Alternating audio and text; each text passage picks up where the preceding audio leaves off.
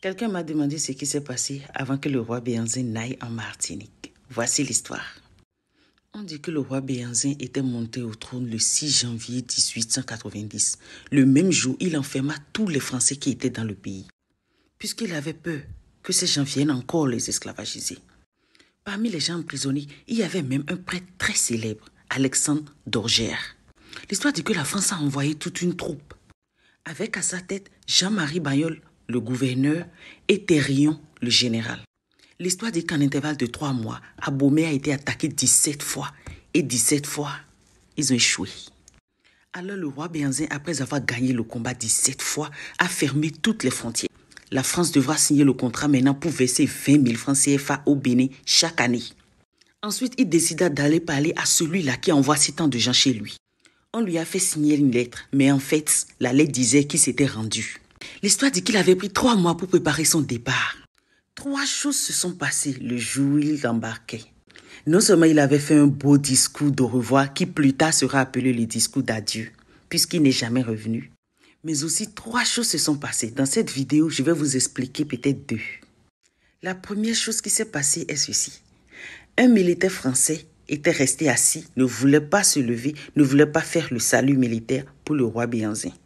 Il se moquait tout simplement parce qu'il avait compris que le roi avait été dupé. Il restait assis et faisait des signes. Hey, le roi, allez, bye. Un dignitaire du roi, du nom de Dandéjan, fut pris de colère. Il s'approcha de lui, lui donna une gifle. Jean l'a mise à jour à l'africaine. Par punition, il fut enterré debout jusqu'à aujourd'hui. La deuxième chose est que le bateau n'avait pas démarré. Ils avaient essayé tout, avec les ingénieurs, tout. Le bateau ne démarrait pas. On consulta le phare. Il fallait faire des sacrifices, puisque le roi ne quittait pas le pays sans l'autorisation des ancêtres. L'histoire dit qu'on a tué 2 poulets blancs, un devant le bateau, un derrière le bateau.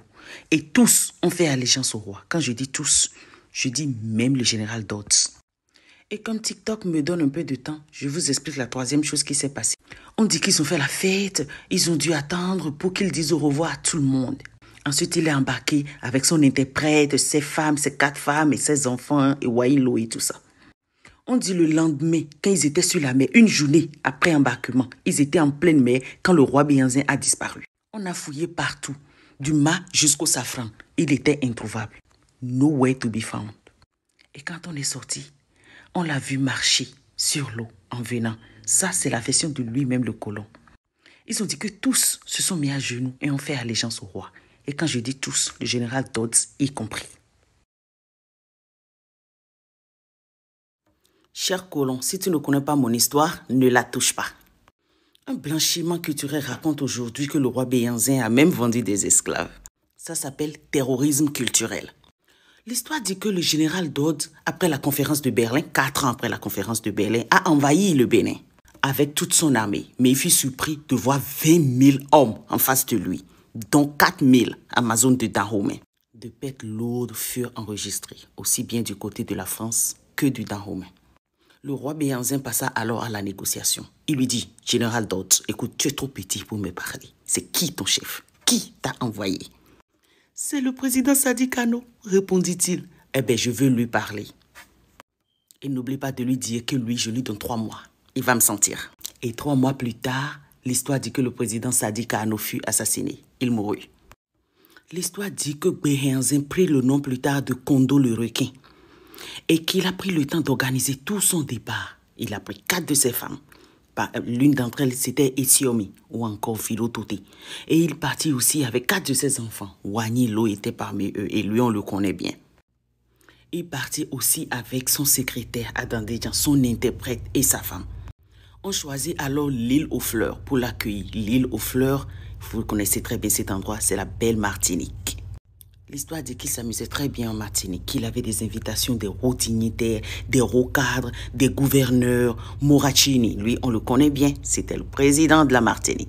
Jusqu'au jour où il en avait marre d'attendre, puisque la France avait enterré son président, en avait élu un autre, et lui, il était là à attendre. À chaque fois, on lui disait, attends, ça va venir, le président viendra te voir, et il en avait marre d'attendre. Et un jour, pris de colère, il frappa le sol, en prononçant des paroles incantatoires tout bas.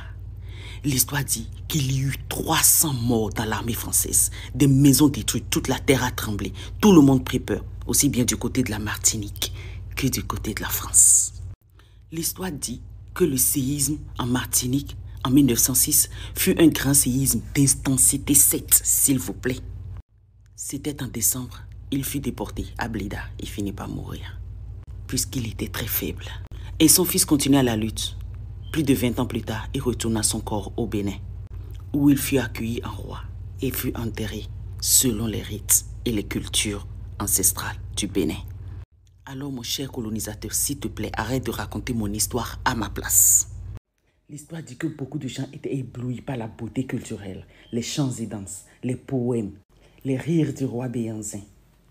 Et que malade, il a été amené en Algérie, plus précisément à Blida, pour suivre les soins, où il rendit l'âme bien sûr.